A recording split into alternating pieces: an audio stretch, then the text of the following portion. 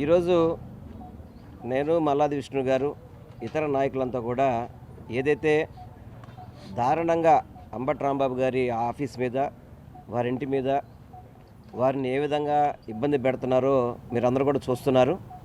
వారి కుటుంబాన్ని పరామర్శించడానికి వారందరూ కూడా మాట్లాడతానికి రావడం జరిగింది. చాలా దుర్మార్గంగా ఏదైతే ప్రజల గొంతుకుని వైఎస్ఆర్ కాంగ్రెస్ పార్టీ ద్వారా రాష్ట్రాన్ని తెలియజేసే విధంగా అంబటి రాంబాబు గారు వైఎస్ఆర్ కాంగ్రెస్ పార్టీలో చాలా స్ట్రాంగ్గా ఎప్పటికప్పుడు ప్రభుత్వాన్ని ఇరకాటం పడే విధంగా మాట్లాడుతున్నాడని చెప్పని, ఎప్పటికప్పుడు తప్పులు ఎత్తి చూపెడుతున్నాడని చెప్పని, ఏదో విధంగా అంబటి రాంబాబుని కంట్రోల్ చేయాలి, ఏదో విధంగా అదుపులో తీసుకోవాలని చెప్పని ఈ కూటమి ప్రభుత్వం ఏర్పడినప్పటి నుంచి కూడా అనేక రకాలుగా ఆయన్ని ఇబ్బంది పెట్టాలని ప్రయత్నం చేశారు.